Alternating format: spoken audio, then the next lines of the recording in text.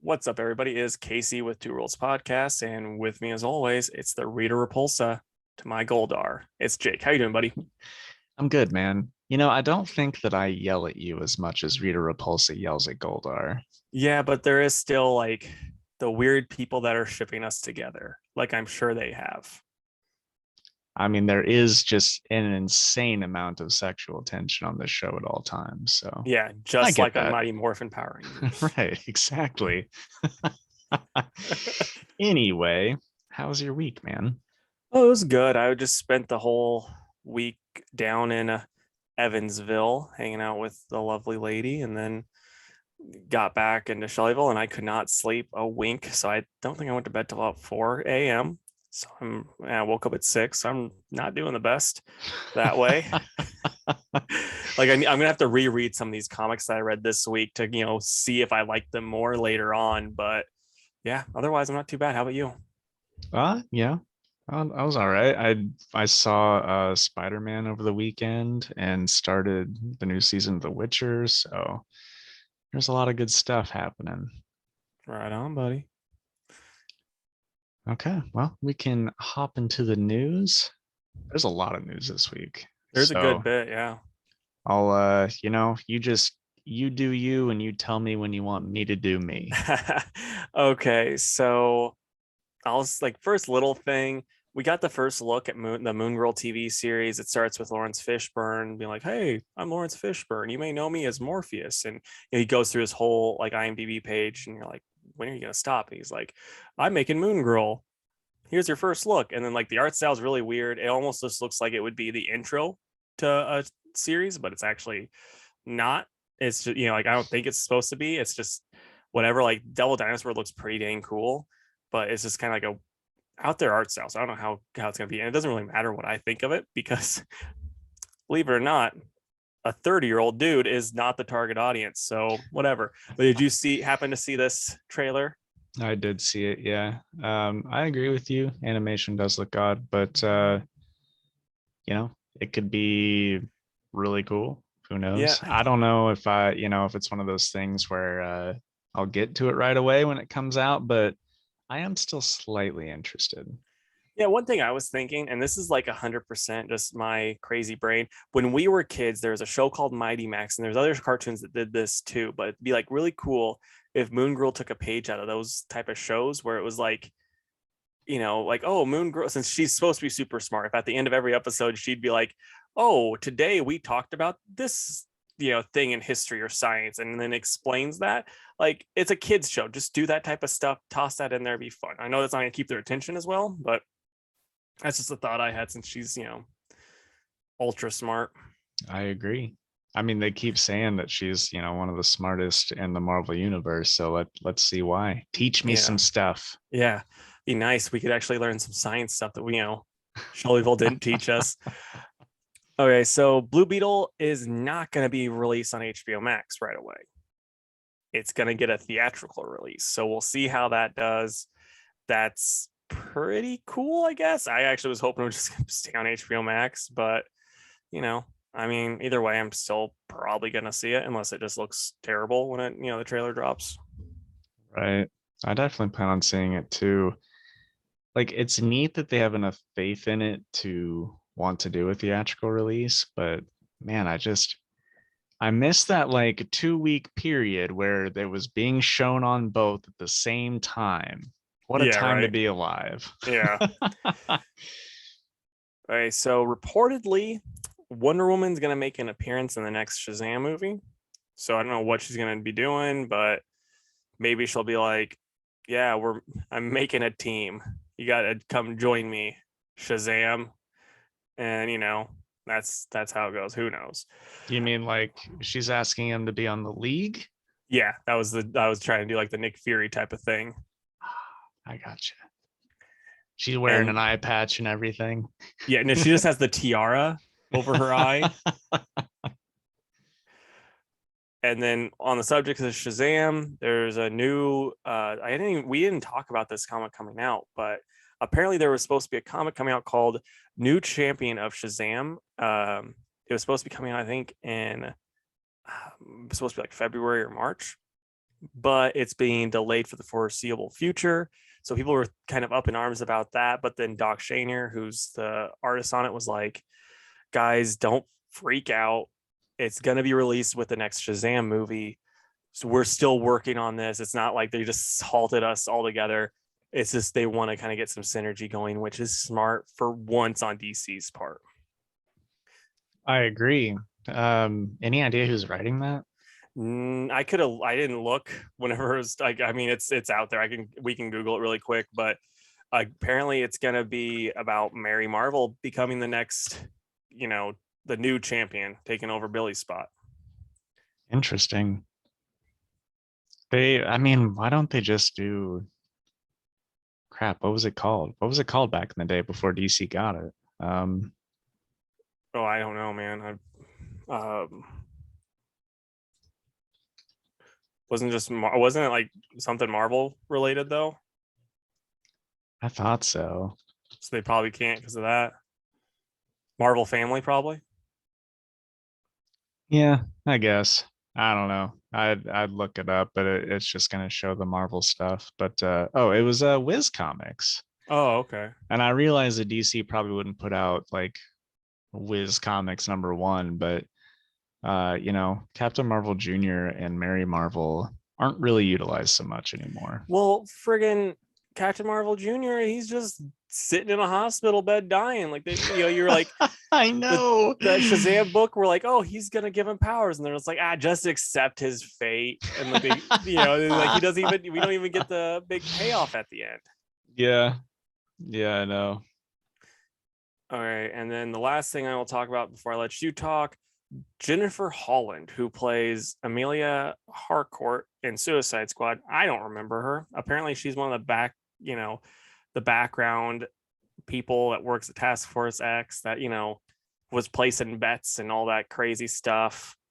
She's going to appear in the Black Adam, trying to recruit for Task Force X. Doesn't say she's going to try to recruit Black Adam or, Hawkman or whoever, but I don't know how they are going to recruit since they just kind of force them to do their job, to do it. So I don't know what recruiting is going to go on. And she's also going to be in Peacekeeper. So, yeah. Okay. Yeah, I don't really think any of those characters belong in the Suicide Squad personally. No.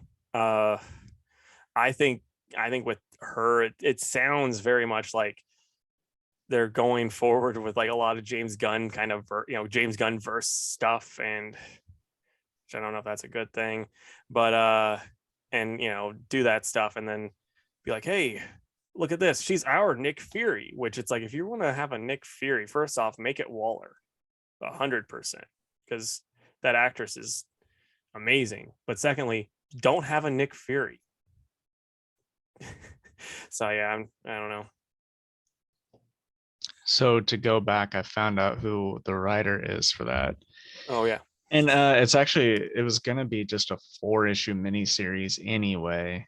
I'm surprised they're not going ahead with that and then timing a reboot just #1 for an ongoing after that. But anyway, It will be written by Josie Campbell, who was the head writer on the Netflix She-Ra series. Okay. So. And you watched that series, correct? I sure did. It was delightful. Oh, it got canceled, or it's not canceled, but it's done because it's done. Oh, okay. Yeah. Okay. So, I mean, you excited about that then? As someone that's like, what? You're not the biggest Mary Marvel guy. No, but I mean, hell, at this point, I'll read a 4-issue mini. Why not? Yeah, right. Right on. Especially if that's who's writing it. So I'm really quick. I'm gonna be a little salty. How is it that Mary Marvel gets only a 4-issue series, and Crush and Lobo gets like what, 8? I know. I guess maybe Tamaki has a little more pull, huh? I guess so. Oh, goodness. Which we'll get to this later. But speaking of Tamaki, the advertisements in the DC books this week about her upcoming detective arc looks awesome. It does. I had a double take because at first I thought it was an advertisement for Batwoman. Mm-hmm. Because that's how good that art was. I know, man. So darn it, Detective Comics, you get me again. Yeah, I'm hoping it's good because like I Yeah. want to like Tamaki again. Hmm. It's just crushing Lobo. It's just crushing my love for her. All right. So one of my first things, what a stupid thing to say. My first thing, Casey, did you check out that Dragon Ball Super superhero super trailer that came out? I think so. It was pretty super. It had a lot of Gohan in it. Yes, it did, which Yes, had me excited. me too. Like it's pretty great. I'm just kind of disappointed that Goku's gonna still save the day. Dude, see, I'm hyped for it because they made him into such a little B word in my opinion. And I feel like maybe, I don't know, enough feedback has been given that Akira Toriyama's like, all right, fine, I'm gonna make him cool. He's gonna be the hero. I mean, I still don't think it's going to happen because like that. Okay, I remember when the Tournament of Champions or whatever the heck it was called was going on, and like Gohan's like, yes, he's so cool again, and like he's like training against Super Saiyan Blue Goku, and like he's holding his own. I'm like, oh crap, this is awesome. And then it's just like, oh yeah, he gets eliminated pretty easy. He wasn't that big of a focal point in this after all. Like Master Roshi was almost more of a focal point than Gohan. So I don't want to get my hopes up. I'm trying not to, but man, Teen Gohan was like my favorite character. And it was such a Until cool arc for that character too, because like as you watch it, you're like, oh yeah, he's the kid that has this raw potential, and then mhm. the next, then like he can do all this other stuff, but he's always getting better and better, and then like that big payoff, and then it's like right after that, he's the teenager who's doing crazy poses. And studying for school, Yep. whatever. I mean, if he's not the focal point, then I hope that it's Trunks because we need some more cool Trunks action. I mean, at least he had the Goku Black arc, I guess. He did for sure. It's just after my extreme disappointment of Gohan turning out to be pretty lame, I was like, all right, I'm back on the Trunks train. Choo choo. Okay, so to celebrate International Women's Day, DC is going to be doing the bare minimum. It's a month of variant covers featuring some of DC's most popular characters, all drawn by women. So it's kind of like they're like, yeah, you guys don't even deserve your whole own issue, like we do for every other holiday. We'll just variants, I guess. More money to be made that way, if I'm honest. Yeah, fair enough. But I Not don't saying know. that's right, but Yeah, like I'm actually sorry, go ahead.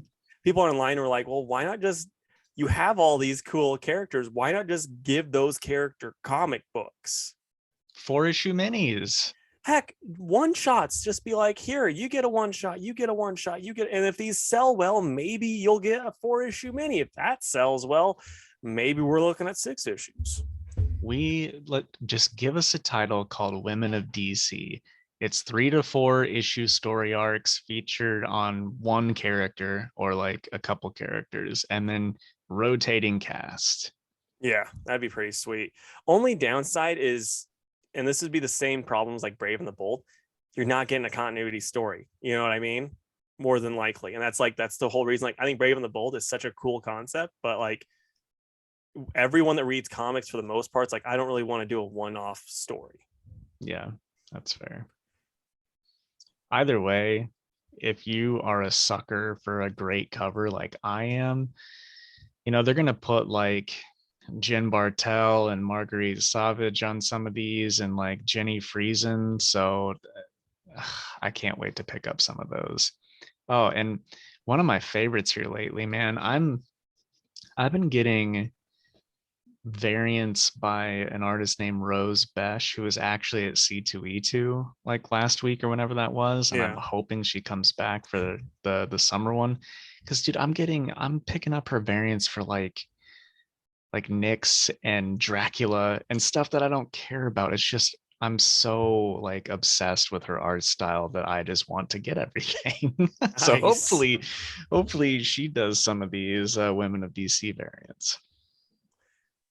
Okay, so I'll do one more thing. I'll let you talk again. Sony is considered bringing back Andrew Garfield for multiple Spider-Man projects. There's also rumors that he's going to be part of the Secret Wars movie, but then like that's kind of like some people are saying that's just fan speculation, but then there's other people who are going, no, that's actual, rumor talk. But it makes sense that he would be in the Sonyverse since like they've kind of shown stuff like from what I've heard, like the Oscorp logo in Morbius is the same as the Amazing Spider-Man Oscorp logo and like different stuff like that. So that's pretty neat. What would you be okay with that since you've actually seen the new Spider-Man? I would be okay with that because while I didn't like his movies, I like him. And Mm-hmm. I mean, he made it pretty clear that he freaking loved being Spider-Man and was kind Yeah. of a big nerd for it. So, I mean, if it gives him that opportunity, then I'm for it. Like we always talk about this with our buddy Mike, and he's always like, oh, he was never nerdy enough. But it's like you look at Andrew Garfield, like he shouldn't have been a high schooler, but he looks the like '90s Spider-Man part to a T, in my opinion. Like needs brown hair. That's the difference, you know. But like the Yeah, hair is there, the scrawny dude. It's just like the the director and the scripts just weren't good for that, in my opinion. agree. And you bringing up Mike, he has said several times that like Toby was the 60s Spider-Man or Peter, Andrew was the 90s. So, Yeah. So I've never heard him say that, or if he was, I just stopped listening. yeah, well, fair enough. Just kidding, Mike. We love you. But yeah, it was well, I'm not gonna do any spoilers, but Well, we yes, can I'm talk. okay with that. We can 100%. I'm not too. I don't care too much. Talk spoilers at the YouTube break. Yeah, fair enough. All right. So the Witcher Blood Origin teaser dropped yesterday or today, maybe, but that is it's live action. It's all about how the first Witcher came to be. So that's going to be a like a mini series on Netflix that I'm really looking forward to. When I say teaser trailer, it was less than a minute long, so we really didn't get much, but it seems to focus on three characters. They looked pretty neat. Looks like we're going to get lots of action and cool CGI stuff. So I'm ready for it. Bring it on. Nice, man. That's pretty exciting. Do you think they're going to be doing a lot of stuff with the Witcher verse? Like they're going to be trying to do like, you know, its whole cinematic Netflix universe? I do because with the show supposedly going all 7 seasons, they had the animated movie over the summer. They've got this coming out, and all of it's doing well. Like viewership is through the roof on all this stuff. So I think they could do a lot with that. Right on. Okay, so I'm gonna talk about. Okay, so Empire Magazine had some like first looks at the costumes and stuff for the Batman. So we got some Robert Pattinson Batman and Zoe Kravitz as Catwoman. The Catwoman's kind of neat because you can see her nails are filed down, so it's like claws, and she has her whip and stuff. And I'm not gonna lie, looking like a dang old bombshell. Huge crush on Zoe, but and then Matt Reeves also kind of like interviewed and he talked about the way he's writing Batman, which just sounds so awful in my opinion, because it's like people are like, oh, it's so deep and it's so cool because it's like yeah, I'm gonna make Batman like he's never been before. I'm thinking like kind of like Kurt Cobainish, like where he's very much a recluse and he's staying inside and he people think he's crazy and it's like, oh, so people will just know he's Batman then. Okay, it's like no, he had like they're like, oh, he's not going to be the fun playboy guy. It's like no, that's an act that he does. Like you're supposed to portray that when you're doing it. Like what you're doing sounds like you're being lazy. Now I'm hoping you have a different opinion so you can be like, counterpoint, bud. It actually does sound like it could be a really cool look at his psyche or whatever nonsense. I don't know. I mean, look, I just want this thing to be good. All right. Yeah. All we can do is give this guy a chance, and while I may be getting expectations a little too high, I'll say I think maybe you're getting yours just a little bit too low. Let's see how it plays out. Yeah. And then there is one shot that looks very much like Jorge Jimenez shot in that thing. I don't know if you saw the pictures, but there's like a Robert Pattinson like Batman where he's like, you know, spread out like this, but the cape out, and it looks so cool. So like the look of this movie should be pretty awesome. It's just I'm not sure about the way Bruce Wayne's going to be portrayed. So I know which one you're talking about. It's the red background, right? Yes. I think that Jock actually did that. Okay. Well, it looks awesome. Yeah, it does. But I agree on how cool they look. I think that Zoe looks great. I actually like the suit for like a year one style suit. I love the cowls just not all connected. You know what I Yeah. mean? Like I don't know why that's happened so often, but I mean, yeah. I know it's I accurate, but it looks silly live action. it does not like that's the thing that I did like about Nolan's Batman is like, you know, Bale was like, I need to be able to, you know, turn. Yeah. I'm like that's actually really smart, you know. Okay, actually I'm gonna add one more quick thing because this is just a, you know, little thing, but Variety has reported that Marvel added Delroy Lindo to the Blade cast. And when I looked him up, I've never seen anything this dude's been in, but you know, people were very excited because they had seen stuff he was in. So, you know, let's hope it's a good casting. They didn't say who he's gonna be though. Oh, I've seen this guy. What was he? What do I know him from? Gone in 60 Seconds, because I know I looked at his IMDb and he was in that. Yeah, I mean, I know I've seen that, but there's like, I don't know. There's something that just really sticks out. I can't think of it. But I don't know. I mean, that should be pretty cool though. Yeah. All right. Um, so Marvel officially announced that Chris Claremont Gambit series that I mentioned a while back, where Claremont was being a little sneaky with like showing the script in an Instagram photo and all that. But it is now official. It's happening. Gambit, written by Chris Claremont, Chris Claremont, and Sid Koshin or Kodian. I don't know how you say it, but yeah, I'm excited. I will be reading it. And it looks like Storm is gonna have a kind of a major role in it too, which is pretty cool. Yeah. Is that one you'll check out? I'll probably check it out. It's like if you put Chris Claremont on a like 90s to 80s X-Men character property, I'll check it out, you know.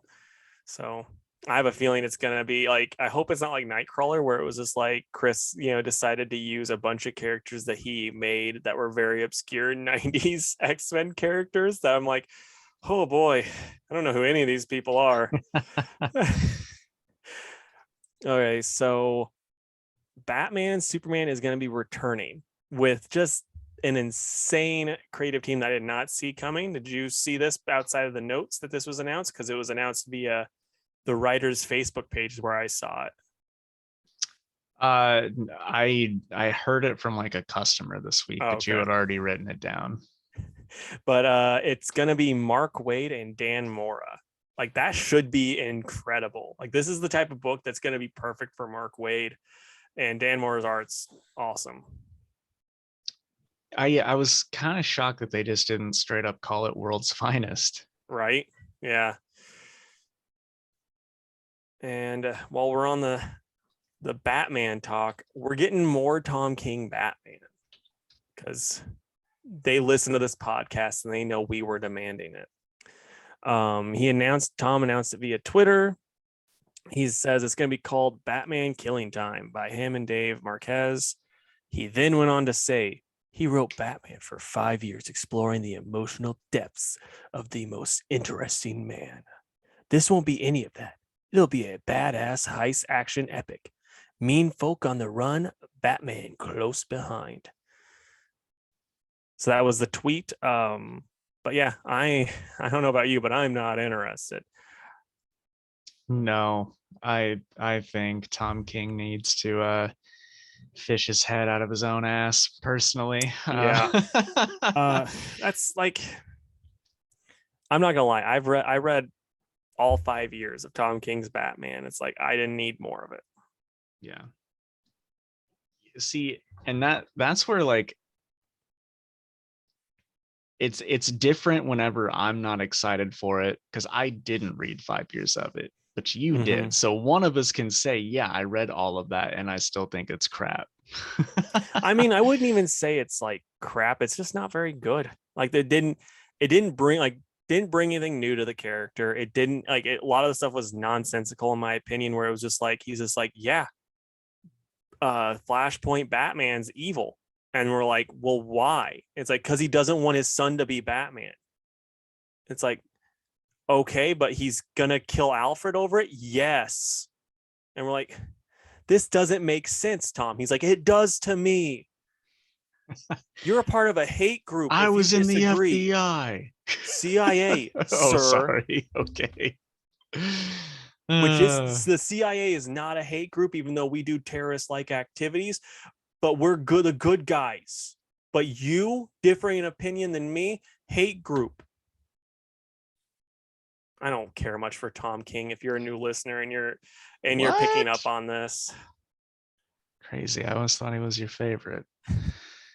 Um, well, let's talk about something exciting. All right.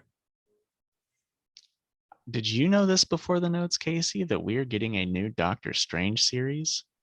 I didn't like this is the first thing I saw in the notes. So I was pretty hyped about that. We are. Marvel's giving us a new Doctor Strange series by Chip Zdarsky and Marco Cicchetto. Um, some comic book news sites were already like spoiling the end of Death of Doctor Strange and like who takes over. And I stayed as far away from all that as I could. Um, I did hear who it wasn't going to be, and I'm not going to say who it was because I didn't really react the best to that news, but I don't know. I mean, the this team, Casey, shares his praises on them all the time when it's a Daredevil week. So I'm hoping that that carries over to Doctor Strange, and whatever they give us is just as awesome as Daredevil. Yeah, I mean, it should be really great. The at the very least, Chichetto's art is gonna look so cool. Yeah. Like even if Zdarsky drops the ball, which I don't think he will, because he's been outstanding writing everything he's done so far. But like Except for Urban Legends. Urban Legends is fine. It's like it's like a C plus when everything else is like A's and B's. Mm-hmm. So you're like that mom that's just like, we don't do C's in this household, and you take your belt and you start hitting them with it. Oh, okay. Guess I'm an abusive mother. Yeah, because you don't do C's in this household. Okay, so I'll share this news, and my last bit's the one I'm most excited about. Alex Ross is writing and doing the art on a Fantastic Four graphic novel. It's going to be called Fantastic Four Full Circle. It's coming out August 2nd, 2022. Alex said he's wanted to tell this story for years. I guess it's also going to be published by another group. I didn't recognize the name, so I didn't really care about writing that down.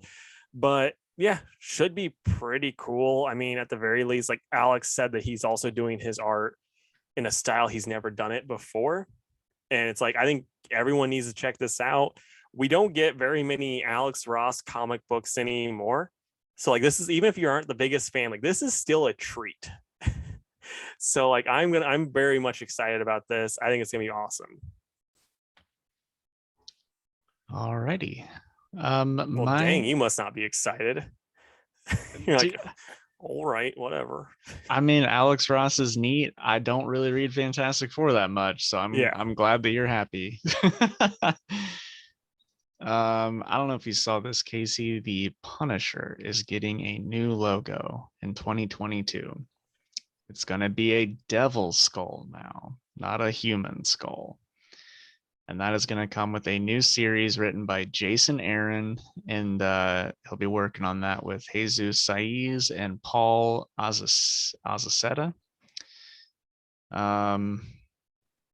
Yeah, so Punisher logo has been in a bunch of controversy over the last year or so. They even canceled a mini series that Punisher was in the middle of last year, never got finished. So they're like, you know what? Let's just change the logo and we'll let Jason Aaron give us a subpar series for next year. I mean, the Jason Aaron part could be really good, but No, no, it could be. It totally could be. I'm just teasing. It's one of the things though that I do agree. It's like, I mean, first off, the Punisher costume and logo is just awesome. You really can't make it better, and giving him a devil skull isn't going to really make it better. I mean, and they can try to say it's all controversy and whatever. I have a feeling they're going to try copywriting the devil skull, make it look like something that they can make money They off of. already have. It's Boom. already done. Yeah. So now when people that, you know, they don't like, or like I'll say the writers don't like, since, you know, the CEO of Marvel donated a bunch of money to Trump in the election anyway. So it's like, oh yeah, well, we don't want this stuff, but so we're canceling our series. It's like, no, you weren't making money off of it. That's why these products that these people are wearing that you don't like, you weren't making money. Now you got this new one, and you're gonna probably give the, you know, a Punisher a show again where he's got the devil one, and then, you know, when these guys buy their products from Hot Topic or whatever, you're gonna be making that money because they're gonna be wanting to cosplay as Punisher. It's gonna be great. Right. Yeah, I don't know. It's all kind of silly to me, but no, it is. But they got to make that money. They do. They don't do. have enough. They do. I'm mostly just excited for fans of the Punisher because I genuinely was teasing. Casey knows, and probably most of you know that I do like Jason Aaron. And if he kind of goes the like, the Wolverine or the Ghost Rider route with his stuff, like this could be really, really awesome. And I get people all the time that are like, man, like the Punisher has like 13 series. Like, where's he been lately? Well, here you go, folks. Buy the book, or he'll go away again. My main problem with Punisher, though, and I'm probably very much in the minority here, but it's like when you have a character that's willing to kill people, but then like you put him on like the same path as like Kingpin, and it's like, oh, Kingpin lives, our hero's pretty much useless. It's like, at least when Daredevil fights Kingpin, it's like Kingpin can lose. With Punisher's just like, oh, I shot him a bunch, but he's still alive because I saw a flashback of my daughter and I got sad. It's like, okay. Oh gosh, that was taken straight from a Punisher book right there. I mean, I wouldn't be surprised. But okay, so last week I was like, hold up, okay, because that is way more exciting than mine. So let's do mine. Okay. Casey, DC is giving us a Black Label book that doesn't feature Batman or the Joker. So, we joke about that a lot. It's finally happening. It's going to be called Rogues, and that will be from Joshua Williamson and Leo Max. It's all one word. I don't know. But that's going to start in March, and it's going to be about Captain Cold and his pals reuniting for one last job to turn their miserable lives around. And that's going to be 4 issues in March from Black Label. Just inject that right in my veins. I am so hyped for this. Like, oh my goodness, it's going to be so cool. Like, if this isn't like the book of the year, I will be so depressed. I know you love Captain Cold and Williamson, so I hope that it's everything that you want. I hope Williamson's like, okay, guys, remember New 52 Flash when they all had superpowers? We're gonna bring that back. And then before you do your thing, I wanted to say that I just remembered where I know Delroy Lindo from. And there's that, it's not a real video, it was like a skit, but there's that news video where the newscaster is like why is the N-word such a big deal? We should just be saying it. And he's the guy that goes, then say it. You Oh, know what that's I'm talking hilarious. about? I know That's 100%. that's Delroy Lindo. Okay. That's really funny. Anyway, go ahead. Okay, so remember last week when I was like, I've heard some rumblings of a possible Godzilla crossover, and we weren't sure who it was. I was saying maybe Sonic because that was actually talked about in the past.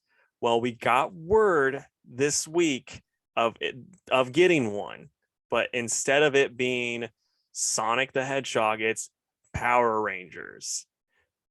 You hyped for that? Because I know we talked about, off the air, you were a Power Ranger boy. I was a Power Ranger boy, and yes, I am excited. I'll say this. I'm not as excited as I would have been if it were Sonic the Hedgehog. I was still kind of hoping for that, but I think this will be awesome. Yeah. And it's going to be by Colin Bunn with Freddie Williams on the art. I love Freddie Williams' art. Colin Bunn, I'm pretty cold on. I'm not going to lie. He did another Godzilla series, which I was not a huge fan of. It's not, it's just, it's kind of got me very, like, as soon as I saw that, I'm like, that kind of took me out of it, but I'm not going to lie. Freddie Williams on his website, you can buy like pages of his comic book art. And I don't care how much it's going to be. I am going to have to buy a page of this book because it's going to be so cool. But so here's basically the plot synopsis. I just had to share it. When Rita Repulsa uses an ancient artifact to transport herself to a universe without the Power Rangers, she finds herself in a world with aliens, kaiju, and Godzilla. Hoping to annihilate this new foe, Rita hurls her own terrible creatures into battle. But she never expects that the Rangers have followed her to this alternate reality, pitting the dinosaurs themselves head to head with the king of the monsters. So awesome. Apparently, like it looks like from the stuff I've read, it's gonna be like pre-Green Ranger turning to the good side too. So we're gonna get that in there too. It's just gonna be great. If it's not, you know, awesome, I'll be very upset. Like, I mean, the art's gonna be good because Freddie Williams is amazing. Yeah, I'm pretty cool on Colin Bunn for multiple reasons. But Freddie is amazing. He is actually the first comic book artist, Casey, I'm sure you remember, that I ever purchased a commission, like an Yep, original commission from. that So was Booster, right? it was Nightwing. Nightwing. Okay, sorry. Yep. Yep. So definitely want to support Freddie. It's gonna be, gosh, I can't believe I haven't thought about him drawing like kaiju monsters before. Like that's gonna be great. Yeah, and I mean, it's crazy too though that like somehow Boom, like I think it was Boom when they did the He-Man and Lino Thundercats crossover. They're like, yeah, we're gonna get Freddy. It's like Freddy just is our crossover guy. And dude, I love that series. It was so good. Right? Figured you did. I didn't read it because I'm not invested in those characters, but boy, I'm gonna be reading the crap out of this. I didn't read the synopsis in the notes. I was thinking to myself, man, I hope it's like the Megazords versus some kaiju, but that is what we're getting. So Yep. hooray. How bad would it be if it's like, no, we're just gonna get, them in their human form fighting the zillion aliens. I Very little mean, Godzilla. based on certain members of the creative team, it wouldn't surprise me too much, but since we know what it is, I'm a little more hyped for it.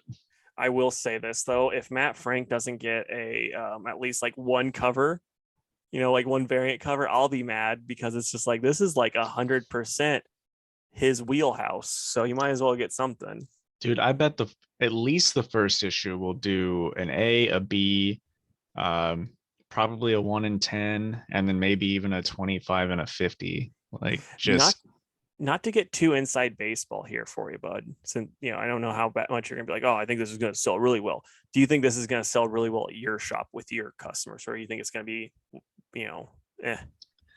I think it will be in what I consider mid-tier, Yeah, where like enough people get it where I can maybe swing a couple of those variants, but it's not going to be like a Batman or an Amazing Spider-Man type I seller. gotcha. It's Amazing Spider-Man. That's another question too, and we can go to our break after this. But has Amazing Spider-Man, since it's been a weekly dang book, has that been still selling like hotcakes for you?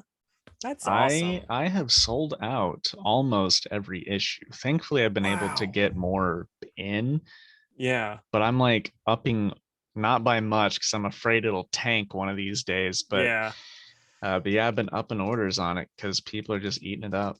That's incredible. Yeah, I did not expect that. I was worried, honestly, that people were like, I can't keep up with this crap.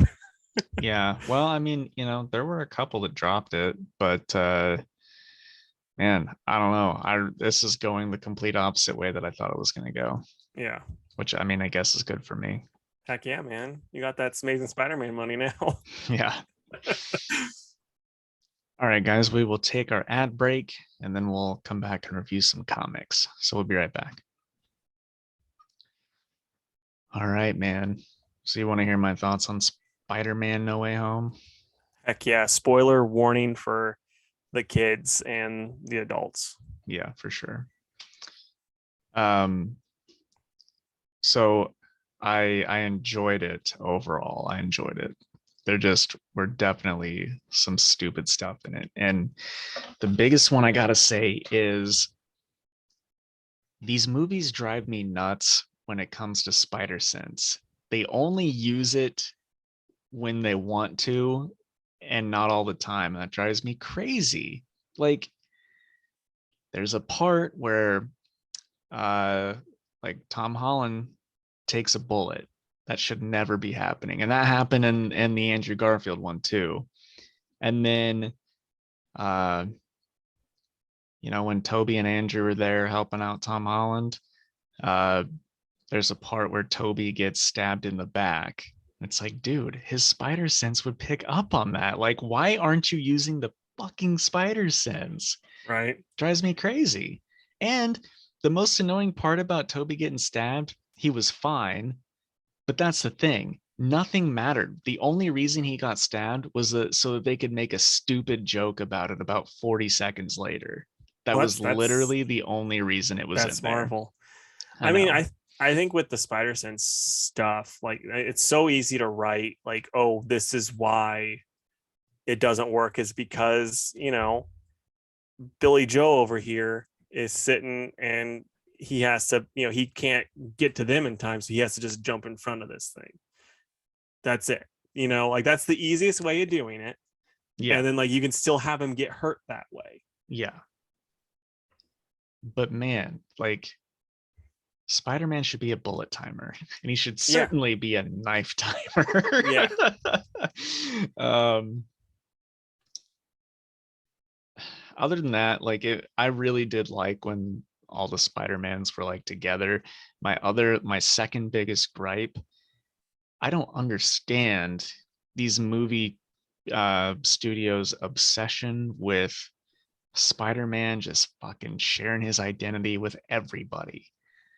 Cause like the portal opens up and we see Andrew Garfield's Spider-Man through the portal, and he comes in, immediately takes the mask off. He's like, "Hey, I'm Peter, Spider-Man." It's just like these are total strangers. Yeah. Like Tom Holland Spider-Man wasn't even there. Like, dude, it just drives me crazy. And I like, I saw that scene though, because like that leaked online. I watched that scene and I was like, oh, I'm not gonna lie. Whenever him and Toby started fighting, like that part was pretty dang sweet. oh, it absolutely was. Yeah. It absolutely was. Um, I lost my train of thought with that. Sorry. That's okay. Like then Toby makes a joke whenever he shows up because he comes into the movie after Andrew, and he's like, "Yeah, I don't really like just throwing my identity around all willy nilly." And yeah, I'm like, okay, well, I mean, I guess they did it for one of them, but uh, because when Toby showed up, he'd like given no indication that he was Spider-Man or Peter Parker. He was just there.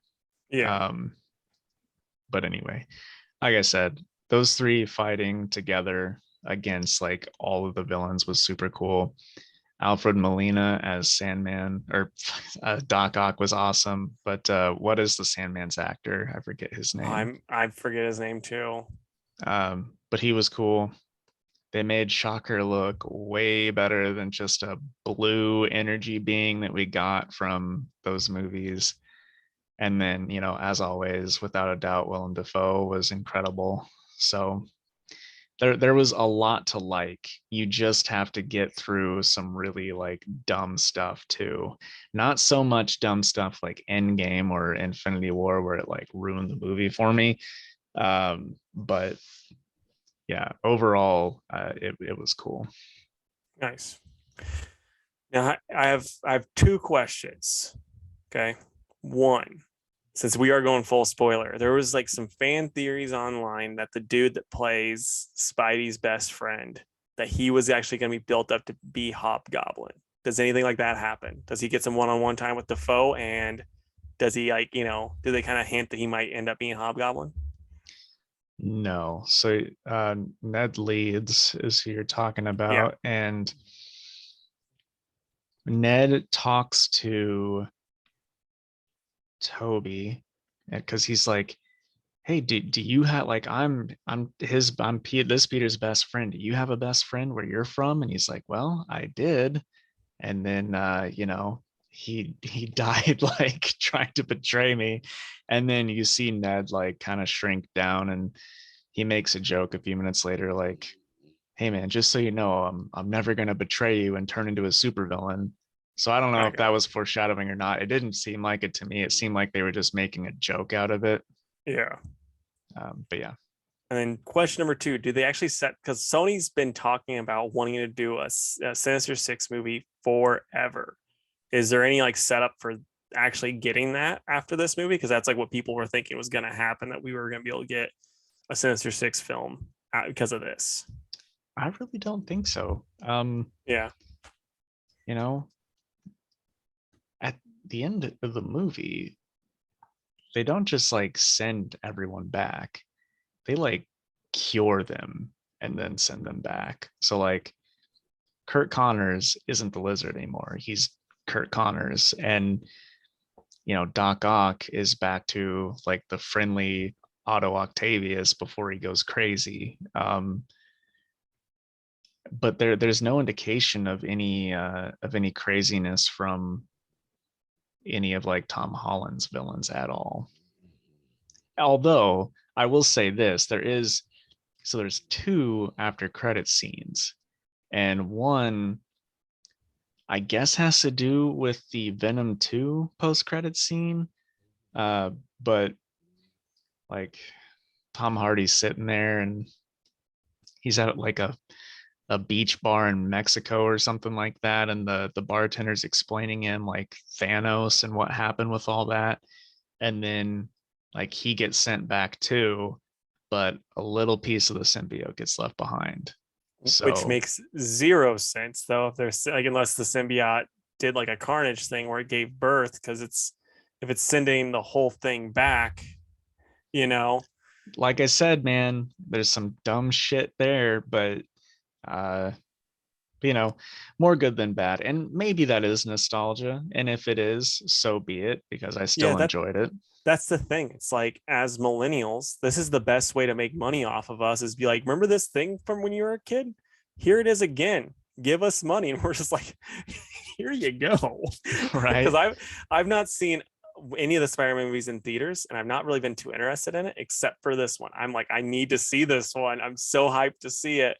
But I just didn't get to, because it's like every day, like even though it was playing, like there's 3 theaters in Evansville, and every one, it was like every day I'd go through and I'd look at all the different show times, and it was just like they were packed except for the front row. And like me and Bree were like, oh, you don't want to sit by people, you know? Yeah. The one that I ended up going to, I had to sit the third row, which wasn't it was fine. It was totally fine, but like I wouldn't have wanted to be any closer than that. Yeah. Um, but man, like Toby was just like a really good, like, they're not trying to hide his age. He's older. The dude's in his 40s, and he kind of was in this movie too. He was like the seasoned veteran trying to like keep everyone like together and under control and calm. And I really liked that. So with the Tobey Spider-Man movies being my favorite, uh, that really added a lot to the movie. And then did we get any Uncle Ben talk? Because boy, the Marvel universe has not given a crap about him. Toby and Andrew mention Uncle Ben, but that's all you get. And then Holland was like, Uncle Ben, don't you mean Uncle Tony Stark? Yeah. Well, I mean, they have a shared with great power comes great responsibility. And Tom's like, well, how do you know that? Because he like finishes what they're starting. And they're like, well, it's what my Uncle Ben said on the night that he died. And he's like, well, that's crazy. That's what my Aunt May said. So, It's like my single aunt. I don't have an uncle. I will say this too. So how there's like sort of a weird, well, maybe you don't know because you haven't seen them. There's like a weird thing between Aunt May and Happy Hogan. Yeah. But like early in the movie, Aunt May like breaks it off. Like first thing, she's like, this isn't working out. And then like Happy's just He's like, kind I'm of going out with your brother, Hulk. And then Hulk Hogan shows up. But then Happy's just kind of like weird about it throughout the rest of the movie. Like clearly he didn't want to break it off, and he's still like holding on that it could work out. I mean, just gonna say this though, and this is no offense to Jon Favreau, but it's Jon Favreau and Marissa Tomei. I'd be sad too. Oh, I know, but at the same time, like you have to be like, okay, she doesn't want me, she doesn't want me, Yeah. But anyway, that's it. Yeah. Those are my thoughts. I hope that you like it, and I still really want to talk about it whenever you do see it. I'm hoping we can too. I mean, we're not gonna see it together, but I'm hoping I can too this week. That's my goal. We'll see. Dude, like Matt Toon Theater is gonna be empty. Hopefully, dude. Whenever me and Bree, it was I think opening night though, but we saw Black Panther there, and it was just full. Really? Yeah, like we got there a little bit early, but we had people on all sides of us, and yeah, it was crazy. Was it loud when you saw it? Because that's like the thing that I've hated the most about seeing movies here lately. Because people have been like, I've not seen a movie since the COVID started, so I don't know how to act anymore, and they'll just have full conversations. No, I mean, it was terrible when Brielle and I saw Black Widow together in theaters, and that's why I didn't go see Shang-Chi or Eternals, because I'm like, I'm not doing that again. But no, everybody was silent, eyes glued to the screen the whole time, and I was right there with them. And I'm surprised you're getting clappers. There was like a 2-second cheer for Andrew and Toby. And nice. Like I got goosebumps seeing them too. So I was also excited. And then one girl went, "Oh no," whenever Toby got stabbed, because they make you think like they're killing him. And that I would have been so mad if that were the case, because again, spider sense. But do you know that stupid "oh no, our table is broken" thing from the internet? You don't watch TikTok at all. I do not. Like the only TikToks I watch are the ones that you sent me and Bree sends me. Okay. Well, there's a sound where like this dog flips over a couch and like hits a table and breaks it, shatters it. The dog is fine. But then the kid goes, "Oh no, our table, it's broken." Well, this girl said, "Oh no," just like the boy does in that clip. So I'm thinking, "Oh no, our Spider-Man, he's stabbed." But anyway, yeah. Hope you get to see it soon, man. Yeah, me too, man. Maybe we'll talk about it on Christmas Eve. Hey, yes, we will. All right. They're gonna be like, "Hey, I won't be there." I'm like, "Oh shit." Hey, talk to yourself about it. All right. Anyway, welcome back, folks. Thanks for listening to the ad. If you want to hear my completely spoiler-filled thoughts on Spider-Man No Way Home. I just shared that over on our YouTube channel, and that is Two Worlds Podcast on YouTube. But now Casey and I are going to get to our review segment, the Hour Man Power Hour comic book review extravaganza. So I'm getting that set up. But before that, Casey, tell me which books you read this week. Black Manta, number 4 of 6. Newburn, number 2. Adventureman, whatever number this one is. Mazebook, number 4. Teen Titans Academy, number 9. Primordial, number 4. Batgirls, number 1. Hulk, number 2. The Joker, number 10. The Thing, number 2. And Wonder Girl, number 6. What about you, bud? I read Demon Days Rising Storm, number 1. Robin and Batman, number 2. Wonder Woman, number 782. Wonder Girl, number 6. The Joker, number 10. The Thing, number 2. Batgirls, number 1. Mazebook, number 4. Primordial, number 4. And Teen Titans Academy, number 9. No Hulk? No, I sold out and gave up my copy because I'm a freaking gentleman. I got you, man.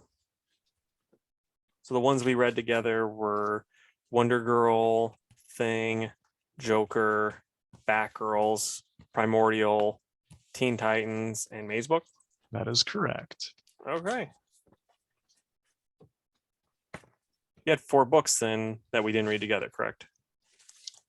I had 3 that we didn't. Oh, okay. So then I will start. And I will start with Black Manta, number 4 of 6. And this is by Chuck. Please stop calling me Charlie Brown. And I'm going to make that joke every time. And art is by Matthew Dow Smith. And I don't know. His like Black Manta's little sidekick lady in this, it gets really annoying because it's like, I'm the wisecracking one. It's like we don't need that in every book. And so like just having this one that's like make jokes throughout in a book that should be a little bit more serious just didn't work for me. The story itself, just this was like the worst issue so far. I was really not feeling it. I did not like this too much. I might give it another like reread because like I said, very tired when I was reading it. So that might be why. But like I said, was not feeling this issue. I'm giving it a 3 out of 10. Wow. Okay. All right, so I will start with Demon Days Rising Storm, number 1. This is by Peach Momoko. This is pretty cool. This one deals with this reality's version of Storm and Thor, who are the gods of thunder and wind. But essentially, Mariko just is reminded of a suppressed memory she has about her sister. And her sister thinks that Mariko killed their mother. And that's why she is sending people after her. And so Thor and Storm and Mariko and Logan go and meet this sister. And the sister basically has the Hulk in chains at her hideout, and she lets him go, and that's how it ends. It'll be a to be continued sort of thing where next time she's going to fight the Hulk, and she will not have Thor and Storm's help because they're gods and they left right before that happened. So it's good, man, but like I didn't remember what happened before this because it takes like 3 or 4 months for these issues to come out. Yeah. And that sucks because the story and the premise is really, really good. It's just one of those things where this is going to read way better collected. And I kind of wish that Peach had just taken like a couple of years to do the whole thing in a collection and just put that out. Yeah. But, whatever. So it was neat, but I was still just like, I don't really remember what's going on here. So I'm going to give it a 7, but it's, it's a high 7. I got you, man. Does Thor look awesome? Does Thor and Storm, their designs look pretty great? They do look pretty good. I mean, you know, Peach's style and everything, but let me show you the page of them walking up because I thought that was pretty neato. Oh wow, that's not what I expected. That's pretty cool. Yeah.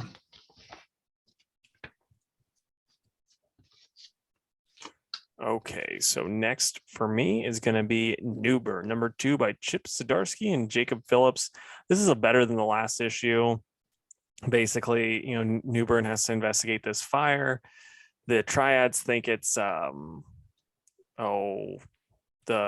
it's arson done by this other mob group, so he has to check out and see if it is or not.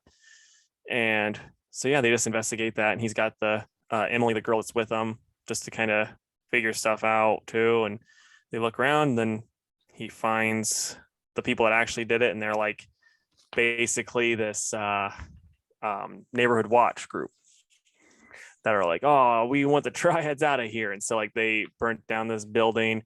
Someone died in the process, and also $3 million worth of heroin went up in flames. So the triad weren't too happy whenever, you know, and so Newburn turned him in because he's not a nice guy. And, you know, Emily then decides, I'm going to work with this guy. It's really cool, really good, you know, really interesting. I liked it. I'm going to give it an 8. Nice. I'm really glad that you liked it more than the first one. All right. I will do Robin and Batman #2 next. This is written by Jeff Lemire and art and colors by Dustin Gwynn. And I'm still digging this book. Robin is getting bullied at school, so he gets in a fight, and Alfred comes and picks him up. And it's actually Dick's birthday, so Alfred gives him a new journal to write in since Bruce you know, breached some privacy boundaries in that first issue. But anyway, Batman comes in and he's like, birthday dinner is gonna have to wait. We're going out tonight. And he takes Robin up to the Justice League Watchtower and introduces him to like Superman and Wonder Woman and some of the other League members, which obviously Robin is thrilled about. And then while the League goes off on a mission, Batman tells Robin to hang out with essentially the Teen Titans, who are also there. So we've got Garth and Roy and Wally and Donna. And Roy is kind of like, you know, I'm bored. We should be out there too. And Dick comes up with the idea of sneaking past Hawkman, who's on monitor duty, to find some other like minor mission that they can take and go get some action for themselves. So they, it's not like a super big part, but there's like a couple splash pages of them fighting the Royal Flush Gang. And is it Toymaker who like builds the big giant like toy robots and stuff? He's kind of a cheesy villain. I think it's Toyman. Toyman. Okay, then Yeah. that might be who they're fighting, which looks awesome, by the way. Oh yeah, that might be someone else too, because I always get Toyman, and there's this other guy that was, he was the dude in, like, he's briefly an All-Star Superman, the one that like Lois basically let capture her so she could actually talk to Superman. Right. Again, like, you know, like I think it could be that person too. I'm blanking on that dude's name. Right. But anyway, so they go do like a few small missions and then sneak back before the League gets back. And they all, you know, they all become friends and like, we should all, you know, we should all team up sometime, which I thought was kind of funny because clearly they do. And then I think it'd be Batman, really funny if Hawkman's like, yeah, let's do it. And they're like, oh, we just meant like the kids. It's like, oh, okay, I'm gonna go back to the monitor duty. and I would totally read a book where Hawkman leads the Teen Titans on a mission. Yeah. Though that sounds fun. Like he's like a grump, you know, he's the grumpy babysitter, but then like at the same time, he's like, I love those dang kids. It's like the pacifier or something. Yeah. You know what I mean? So anyway, the issue ends with Batman and Robin getting back to the cave, and Alfred's like, "So how did it go?" And Robin's excited, I met Superman and the Teen Titans and we're friends now. And Alfred's like, "Oh, that's great. I'm glad that you did that for him, Master Bruce." And then in typical Bruce fashion, he says, "All right, Robin, now mission debrief." And Alfred's like, "What are you talking about?" And Batman repeats, "Mission debrief." And Dick gives the rundown on how they could beat all of the Teen Titans if the time came. And Alfred gets very angry, calls Bruce a bastard, and storms out. And Bruce tells Dick that he did a good job and to go to bed because he's got school tomorrow. And then the final couple pages, "Casey, you should have been picking this up, man. Who were you talking about a few weeks ago that you missed in comics and that you wish they would bring him back?" I mean, there's so many, so I don't know. The Calculator. Ooh, nice. But So is it original Calculator or the cool new one that we know? Because the original honestly, was like just like he had a calculator suit and he'd hit buttons. oh no, it's not that. It's not that. Okay. So Croc goes to the calculator and turns out he had calculator get info on who Robin is, since Robin snuck down into the sewers and like caught him doing his shady business in the first issue. And calculator figured out where he was enrolled in school. So it ends with Croc standing outside of that school and it says to be continued. Well, it's actually to be concluded because I think it's just 3 issues. But Oh dang. yeah, it was fun. It was really fun. Dustin Nguyen's art is fantastic. Um, Jeff Lemire does a good job. We both kind of thought this was just going to be another Robin Year One, but it's much different than Robin Year One. So that's really cool. And I like it. I'm going to give it a 9 out of 10. Nice. And speaking of good second issues, Hulk by Donny Cates and Ryan Otley. Wow. And so I mean, this is just such a friggin' crazy book. That's I love the art. I love Ryan Otley's art. And so like he keeps needing more powers. So he has like Hulk fight giant sized Wolverine. And like he also fights he fights Fin Fang Foom. He, just is killing all these monsters. And then it ends, with this like pretty crazy ending. It's stupid. It's fun. Like I'm still annoyed that this is basically because like Donnie, I read somewhere where Donnie pitched this idea before Immortal Hulk, and Marvel's like, we're gonna go a different route, and now he's like, I'm gonna do this anyway, and like just ignore all of the stuff that happened with Immortal Hulk.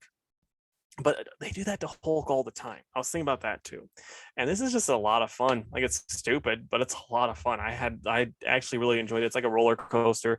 I'm gonna give it a 9 out of 10. Nice. I'm excited to check it out because I really did like the first issue. All right. And then my final solo book here is Wonder Woman 782.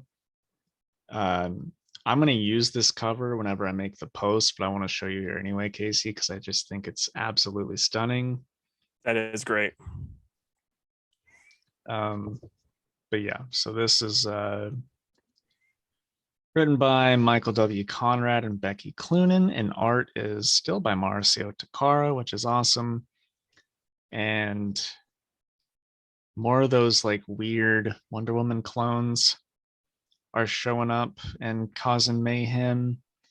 And Steve Trevor's trying to figure out, what's going on there. Meanwhile, Diana and Deadman go and put Sigurd's sword to rest, which is fine. It's just that like it didn't matter. Like I thought they were gonna go to Sweden and like bury this sword and like some ancient Norse, creature would come out and fight. Nope. They just half the book is just them on a trip to Sweden. They put the sword there at the resting place and then they leave. I was like, I mean, it's neat, but like, why did you guys do it? I mean, maybe it's just to build up the romantic relationship that I'm shipping in my head of Dead Man and Wonder Woman. Well, could be. But anyway, then we get who I am assuming is a new villain. He's called the Image Maker, and he claims to be the master of Mirror World. So maybe we'll get some Mirror Master stuff in here because it's literally the same kind of thing going on. But that is who is making these Wonder Woman clones that like shatter like mirrors whenever you hit them hard. So I wish, since he's the image master, if like the art styles would be like Jim Lee and what's his name, that terrible artist that was a big part of the original Image run. Liefeld? Yes, if like they like Wonder Woman looked like Liefeld and like Jim Lee and like all the styles of the 90s. Well, It'd be a very thankfully it's Marcio Takara instead of all of that. well, I mean, like just because artists can change their styles, and like if he was just doing that to match, that would be hilarious. Well, again, if DC would just return your calls. Right? But Okay, yeah, then the oh, sorry. backup is can I finish my review, I know sir? I'm sir. 2 hours of sleep. I apologize. I'll let it slide this time. Yeah, the backup is just more like Doorway of Doom stuff with the Amazons and Artemis and her, I don't know, sub clan of Amazonians fight a Manticore, which looks cool. There's just like not much else to the story. I think Adventure Time really put Manticores on the map because we never got Manticores much. Now they're popping up more and more after that one appeared on Adventure Time. Yeah, and one popped up in Game of Thrones after that too. Yeah, I think people are watching that like, this is a cool monster. Let's toss this around more. I know, right? But yeah, the story was fine. The art was really cool, but then basically at the end they're just like the Manticore came from Themyscira from Doom's doorway, and it's gonna be continued. So um yeah, I will give the issue, gosh, probably like a 6. And I know that sounds like I didn't enjoy it. I did. It's just none of it really mattered until the very end when we get to the villain, and the art is amazing. So like I liked it. It was filler, but as much as I enjoy like Wonder Woman and Deadman just hanging out, when they hang out, something usually happens, and nothing Yeah, happened this time. So it'd be really funny if they weren't even talking, like they don't even know each other like that. Like they're just sitting on the plane, like, so you like sports? Like, no, not really. no. Oh, okay. Yeah, I know, right? It is funny though because Deadman is in like a recent cadaver. Like you can Oh still yeah, see I remember the you telling me scars. about that. And so he's just like eating all the food because he can like taste it, which I thought Yeah. was pretty funny. He's like having the time of his life. But anyway, carry on, sir. Okay, so Adventureman is next, and this is by Matt Fraction with the Dotsons on the art. And believe it or not, the art in this is amazing as always, and the story itself is pretty dang good. Like I really enjoyed it. Like I don't really know 100% what's going on, but we get some ghosties and we get a new character that's got a new power. That's a new legacy guy. I'm not gonna lie, maybe I'm reading too much into this, but I've never really felt this with comic book characters as far as sexual tension. But there is tension through the roof between this new character and the main lady. It's like if I'm shipping them already, gosh darn it. So if nothing happens there, I'm gonna be furious. And Matt Fraction will hear from me on Twitter, even though he doesn't use his Twitter anymore. But I liked it. It's a perfectly fine issue. This is still like Demon Days. I'm just gonna need to read this collected because it's like they took like about I don't know, 5-month break at one point, and then finished the first arc, and now they're like, well, we're gonna do this pretty normal for a little bit, guys. So bear with us. And so now I'm like, okay, I'm trying to remember what's happening. So Right. yeah, but yeah, I'm gonna give it a 7.5 because we gotta get one of those at least 1.5 in. I agree. So, how shall we do the ones we read together? Well, here's how I have it because I like to mix it up. I don't like to do two DCs or two Marvels in a row if we can, keep from it. So I have it Mazebook, Titans Academy, Primordial. Hold on. Go slower. Mazebook, Titans Academy, Primordial. Batgirls, and Okay. then I need to probably move something around now because I had Hulk in between Batgirls and Joker, but then Joker, The Thing, and Wonder Girls. Okay. So dang, we read too much DC, not enough everything else. I think we read just enough DC. Then we need to read more Marvel. Yeah. All right. So yeah, we've got Mazebook number 4. That is by Jeff Lemire. And this was a weird issue. Mm-hmm. Like it was still pretty good, but it was a weird one. See, I wouldn't even say it was pretty good. I thought it was outstanding. I really loved it. But it's like one of those things where I'm like, I don't know really what happened, but I liked it. Yeah. And I liked it too. I really like all the dialogue with the lady's dog. Yeah. But it's just like, man, what is he gonna do here at the end with that big monster? You know what I mean? It's Right. like, what is happening? But yeah, it was cool. I liked it a lot. I'm probably at I think I liked it a little less than you. I'm gonna give it an 8.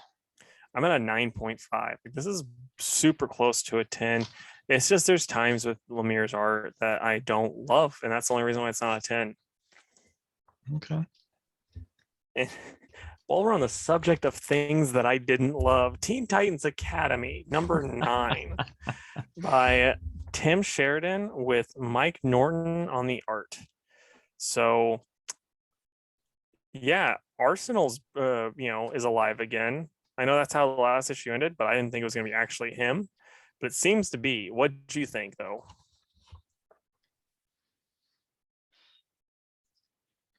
I like that he's back because I like that character a lot. Here's what I didn't care for about this issue, Casey. This was like the dumbest thing I think I'd seen out of any comic I read this week. When all the teachers are wearing costume themed dress up suits to this like prom thing. Like Nightwing is wearing this ridiculous Nightwing themed like Asian inspired suit for no reason. Cyborg is wearing a tuxedo jacket with a bow tie but no pants. Like, what the hell? Why is any of that happening? I mean, it could be worse. They could be dressed like I don't know what this character's name is, but the one that's dancing, that's in the old timey hat. Like, you're not a time traveler. Don't dress like you're coming from 1870, dude. Just dress like a normal Yeah, person. yeah. I don't know. Like this was just I do bad. like Wally West, his Ellen DeGeneres chic, where it's his costume with just a suit jacket over it. Right, a suit jacket with lightning bolt. Yeah, It's so dumb. It's so dumb. The the end was worst one. super stupid too, though, in my opinion. Oh yeah, no, I totally agree. I totally agree. Which maybe that's not happening since that character can mess with people's brains. Right. I definitely So think that could be a thing too. We're just seeing a mind trick, but like it's like why are these students who have been shown like nothing but affection, or like, yeah, you know what, maybe this isn't the best. Yeah. Let's go check out this bad guy. Yeah. I don't know. This wasn't good. Yeah. I was not feeling it. Like, I don't know if there's an editorial thing where DC was like, we need to push this stuff along a little better. But if this is the type of story where it's like, it's a slow burn story, if you want to try to make it seem like, oh, these kids could become evil. Because one, we have to care more about them because, you know, I really don't know any of their names outside of the Rags girl or Rags person and the Devil Boy and Gorilla Greg. Mm-hmm. Oh, and the girl, the super fast girl. But Bolt. Yeah, you definitely yeah, know their names. well, I don't know their names, but that's the names I gave them. But yeah, I mean, it's like we have to actually care more about these characters because that's one of the problems I've had with this series. Is like we're supposed to be like, who is Red X? Like when he finally gets unmasked, I'll be like, oh, it's that character with black hair. Oh, okay. Mm-hmm. I mean, it's like, yeah, I don't know. It's just one of those things where it's like we don't care. I don't think anyone out there outside of maybe Tim Sheridan cares enough about these characters to be this invested when they turn. And I want to, man, because like I do most of too. this series has been good, and we know Tim Sheridan can deliver some knockout comics. I don't know. Maybe it's like you said, and like editorial is like pushing in, but man, this could be way better than it is. Mm-hmm. I'm at about a 4 though. That is actually what I was giving it to. Yeah, just not good. Yeah, and even the art too. I wasn't like, I think it's a good art. Like there's nothing about that makes me go, oh, this is icky, but it didn't knock me out of the like the other earlier issues. I think it was a different artist and it just looked better. Maybe I don't know. It was the cover artist for this issue, and he Yeah, wasn't doing interiors, unfortunately. All right. So now we're on to Primordial number 4. This is by Jeff Lemire, Andrea Sorrentino, and Dave Stewart. And how'd you like this one? dude, I loved it. Like, not just to be kissing Jeff Lemire's butt, but I mean, especially the way you made it sound with his Batman and Robin book, he absolutely killed it this week. What about Yeah, you, man? I didn't like it quite as much as you did, but it was still like a good issue. The thing is like, I don't know. I just feel like I'm not getting any story. Like, I just feel like this is 2 pages long. And I know that's like kind of a good problem to have, but it's like a lot of visual stuff. And we're still like seeing the exact same problems that we saw in the first issue. And we're on number 4. Well, we are getting a lot of, I think, not so much development, but character fleshing out with the monkey and the old pupper. Because, like, the monkey risks its life to help them get back to Earth, and the pupper actually, wants to get back to Earth because she loves her owner so much, and it's like little stuff like that. And then the owner loves her dog so much that she gets herself, spoiler alert, shot. And like it's different stuff like that where it's just like I can relate if my sleepy Hal dog was in outer space and there's Russians with guns pointed at me that says like, oh, don't press those buttons. I'm press those dang buttons. Yeah, I feel you. Like I said, there's nothing about it I dislike. I don't know. I think the next issue is going to be kind of balls to the wall a little bit. Yeah. Because we're going to get we saw there on the last page that the signal made it to the pupper. And I'm sure there's going to be a whole lot of them working real hard to get back. So we'll And see what Sorrentino's happens. art, like, Mhm. holy crap. It's so good. It is so good. And that's why I included Dave Stewart too, because the colors when it came to that space stuff was just as awesome. Yeah. So personally, I'm at a 9.5 with this. Okay. I'm probably 7.5. Okay. Old stickler Jake. We have our alternating weeks, it seems. I know. Okay, so next up is Batgirls #1, and this is by old Becky Cloonan and Michael Conrad with Jorge Corona on the art. And yeah, I mean, this is kind of what we had hoped. What'd you think, though? I mean, maybe you're like, I hated it because I'm stickler Jake today. No, I didn't hate it. I enjoyed it thoroughly. Like Cassie and Stephanie are their own characters. Like, Mm-hmm. that, and sometimes they're both just kind of there, but now they're front and center. They have their own personalities. Barbara's there too, and she's average Barbara, which is fine. She's not as much in the forefront as the other She's two. Mom Barbara. She's very Mom Barbara. Um, but I kind of like them setting up in a different part of town that we haven't really seen, and dealing with not having all the fancy tech and stuff like that. It's pretty cool. And I think the art is incredible. I love think it. it's so much fun. And one thing I really like is Stephanie and Cassie are very different, very, very different. And it's like there's a lot of times where a writer would take that and be like, oh, I'm going to make them not mesh well. And they're going to argue and then they're going to become better friends. But this is like, no, they're just best friends. They're very different, but they're just really good buddies, And I'm like, Mhm. this is very refreshing. I like that a lot. I agree completely. And there's little bits of humor in there too, like Cassandra with the robe and stuff like Yeah. that. So um I like where it's going. And it's not just, oh, who shut down all of Barbara's tech. There's like the weird like mind control thing going on, and clearly something's going on with this like art stuff around town. So I I like it a lot.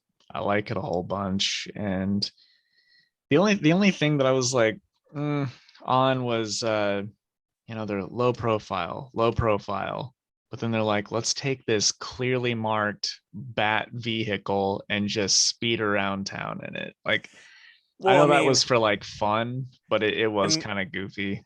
I mean, in all fairness, too, though, that's how I could like. That's not a Barbara approved vehicle. That's not Mom Barbara approved. Like the girls, they're Yeah. less low profile, No, I agree. It's just they do that right after saying, "We're sorry, Barbara, we'll try better." And then they're immediately like, car keys. Yeah. I mean, they're trying, Yeah, sure. just not very well.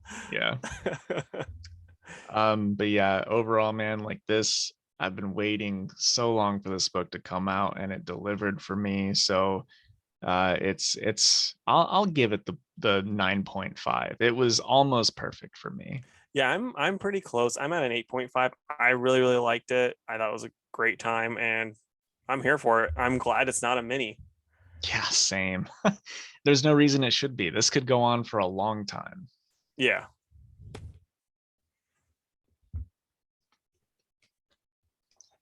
Can I just guess? Did you love Joker? I didn't actually. Really? I thought Yeah. with the story and with Frank Avila's art, like this would be really high I for you. I love the art, but the story itself, I was just kind of Okay. Well, we've got the Joker #10. It's written by James Tynan and Matthew Rosenberg with art by Francisco Francavilla. And Casey, why don't you share your lukewarm feelings on it? Okay, so I did love the art. The art looks fantastic, but okay, so like if I remember correctly, last issue kind of had a pretty big, you know, cliffhanger, and I'd like to get back to that. This feels like an annual story. It doesn't need to be in the main thing. Mhm. Like, what does this really bring besides like, oh, Commissioner Gordon has more reasons to hate the Joker? It's like, yeah, no duh. This is such an unnecessary book or such an unnecessary issue. It didn't add anything, So I don't know. I just like. What about you? Because I mean, I'm assuming you loved it. I mean, not particularly. I Oh, just okay. thought that you were going to. Like it was fine. It's just like it's one of those books, it drives me crazy where we get this cover that we get, and then what's on the inside just isn't anything close to what's on the cover. I'm like, okay, we're gonna get something cool with like, Bane's daughter. But then we get there's a Talon on there, Punchline and the Court of Owls. Like, what's gonna happen in here? A throwback story that doesn't mean anything. Yeah. Um, yeah, I don't know.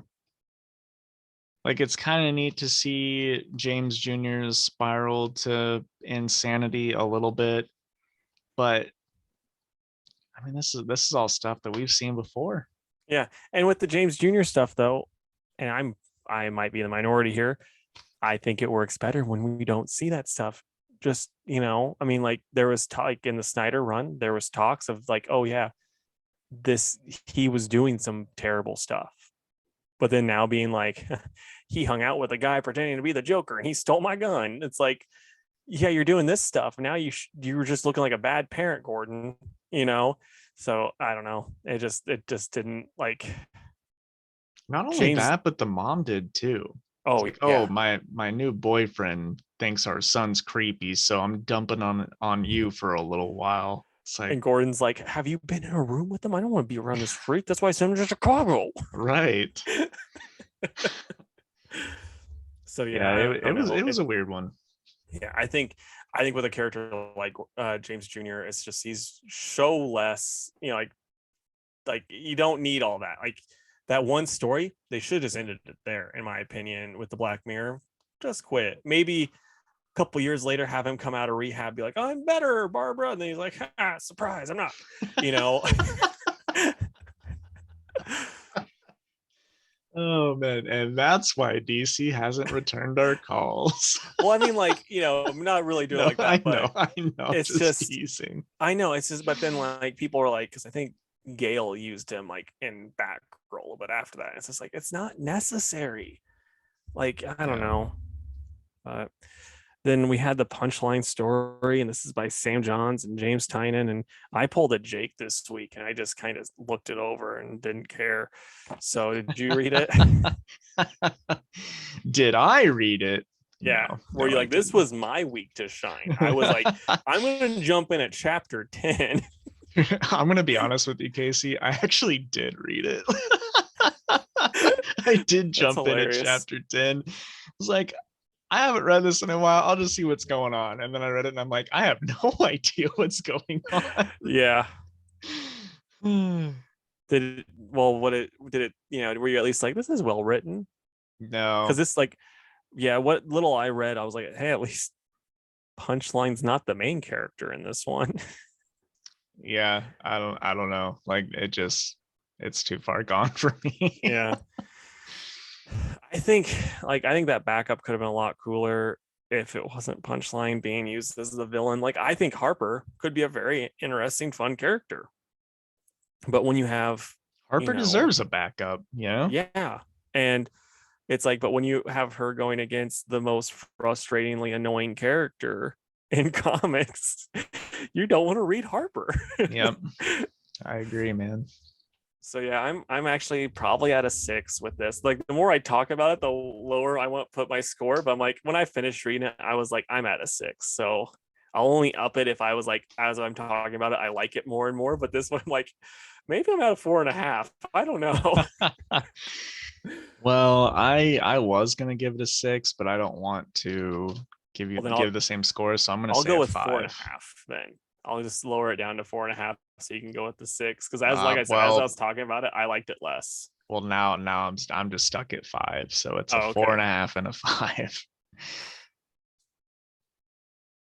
All right. So next we got The Thing, number 2. This is written by Walter Mosley and art by Tom Riley with colors by Jordi Belair. And Casey, did you like this as much as the first issue? Not as much as the first issue. I still really liked it, but that first issue was like top tier first issues. And I mean, at least this stayed good. Like there's that like other comics that we've read where it's like the first issue knocked my socks off and never kind of caught back up to that good. But this one, just a lot of fun. Mhm. What about you, man? Yeah, I think it's neat. The only thing I didn't really care for, and even the book itself picked up on it, is at the end when that like mayor guy just like has a heart attack and dies. That's like the biggest cop out ever. Yeah. And it really kind of took me out of it. Um, but the rest was cool and I love the art. Part of me thinks that's going to come back into play with him having a heart attack because the other guy's heart flew out and it hit things, possessed ghost thing. So I have a feeling it's going to come into play. And if it doesn't, then maybe I'll be like, oh, well, that was very stupid. But I like I said, I think it's going to come back into play. But this art is so much fun, and the story itself is just a great time. It gives me like Walter Mosley had to have read the Old School Things series when he was getting ready for this because it just gives me vibes of that, which was such a fun series to read. So yeah, I really really liked it. I know there's got to be more to this kid. It's just like, what is going on with him? Yeah, I really thought he was going to be one of the people that live under there. Mm-hmm. I'm probably at a solid 8 with that one. I'm a little bit above you. I'm at 8.5. Okay. And then lastly is Wonder Girl number 6. And this has got old Joelle Jones. And who does the art? Layla Del Duca. Yeah, there we go. And Jordi Belair on the colors again. Does Jordi Belair sleep? I don't think so. All the colors that are good, but I liked it. I also liked it. Yana, that's her name, right? The Wonder Girl. Yara. Yara, sorry. Yara, like personality wise, is like the most fun Wonder character out there, in my opinion. Just like you can't read this and be like, huh, this would be a lot better if this was someone else because Yara's personality sucks. It's like, no, she's just a delight. Mm-hmm. So yeah, I really, really liked it. It was just a great time. I'm interested in seeing all like there's just so much crap going on, but it's still a really good book. Right. I was a little like, where the heck did the dead horse come from? Because it was dead last issue. Very Yeah. dead. But I'm curious what all these different like Amazonian tribes, like I really want to see what's going to happen when they all come together because it's looking a lot like Wonder Woman and Themyscira versus, Donna Troy and Cassie versus Artemis. And I don't know where Yara's going to fit into all that, but maybe she's the one that brings them all together. But, it's cool. And, Del Duca, her art looks so much like Joelle Jones. I don't know if that's on purpose or not, but I bet it's it really, is. really good. And yeah, I'm probably at like a 9 on this one. I'm at an 8. I still really liked it though. Okay. All right, man. So how'd our time do? How much time we have left? 18 minutes. Nice. We're getting better. Yeah. We took all that 18 minutes and put it towards the news, essentially. Yeah. All right. So what books are you excited about next week? I am excited for Moon Knight, as well as there's this book coming out called No Holds Barred, but Bard is in that. like, yeah, BARD. And it's about Queen Elizabeth I getting kidnapped, and then William Shakespeare and William Page are put on like superhero alter egos called the Bard and Page, and they go and try to save her. And I think it's going to be just a fun period piece comedy, and I'm really looking forward to it. I hope it's good. Oh, so too, man. And then my third one, maybe like King Shark. Yeah. This is a slow week, I think, as far as new comics coming out. Isn't it always about like this with Christmas week? It is, yeah. This is Yeah. more than we usually get for Yeah. Christmas, though. Because I remember there's been times where I'd look at the email and be like 3 titles. I'm like, I don't know what to tell you, bud. But Catwoman Lonely City for sure. Justice League Incarnate, another one I'm excited about. But when after that, I'm just gonna say I hope you get Crimson Cage in. Like that's what I'm hoping. It should be in this week. Okay, good. Like that's like almost like, well, I'm just gonna push towards that as my third one I'm excited about because you know. I will say this, I'm probably going to check out the Miss Marvel book because I Really, know she's got a show coming out and I kind of want to, I don't really know anything about her and I want to get familiar. So probably check that one out too.